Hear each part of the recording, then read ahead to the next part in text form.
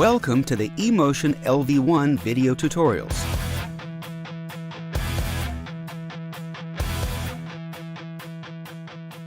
In the last video, we learned how racks A and B are used to assign and configure I/O devices. In this tutorial, you'll learn how to configure servers and controllers, and how to set up mixer sessions offline. The servers rack is used to assign, remove, and configure SoundGrid servers. Use the drop-down menu to access the server setup items. Assign a server from the list. A server that's unavailable is grayed out.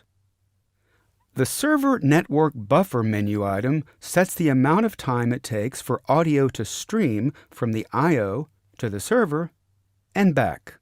This determines the speed of real-time processing.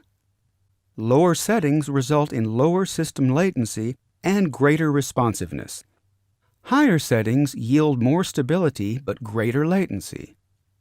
If you encounter pops or similar errors, increase the buffer setting.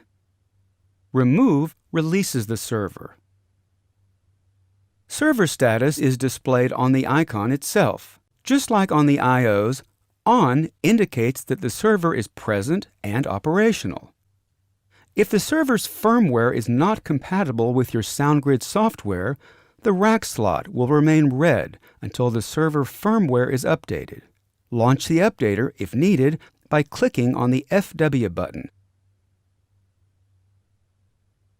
A blue FW button indicates that the server's firmware is not the most current, but you can continue to operate the device until you manually update. You can add a second server for redundancy. The SoundGrid system determines which is the primary and which is the secondary server. The status indicator of the redundant server reads RSGS. The switchover to the second server is automatic. It takes a few seconds until audio is restored. Use the Controls rack to assign external controllers to the mixer. The controller device status displays the presence and status of a control device. On, the device is present and operational. NA, the device corresponding to the selected protocol is not present or is not functioning properly.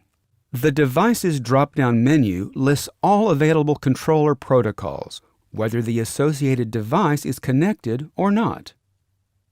Remove unassigns the current control protocol. The Gear button opens the control panel of the selected controller protocol. Use this window to adjust device settings. Working with controllers is discussed in detail in Lessons 6.3 and 6.4. A mixer or plug-in parameter that's being controlled by an external device is highlighted by a red bracket.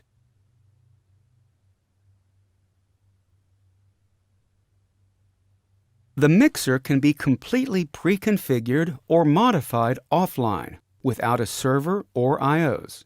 You can select and assign virtual devices that reflect the hardware that will be used. This enables you to prepare the entire mixer system, patching, channel settings, plug-in presets, and mixer configuration without the hardware. A session prepared offline, whether on the host computer, a laptop, or a tablet, is a complete session. It will be fully operational when the actual I/Os and server are connected and powered on. To work offline, load an existing session or start with an empty one.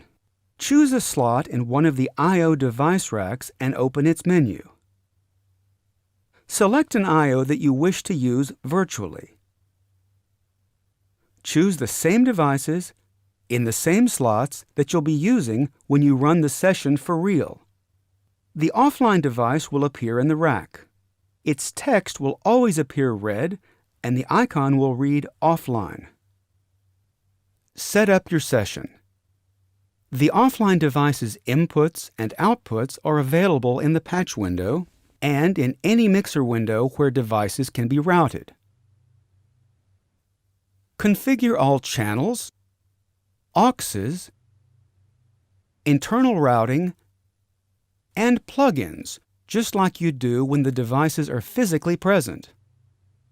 When you open the session on a mixer system with I/Os and a server, the devices that you configured offline are replaced with the real thing.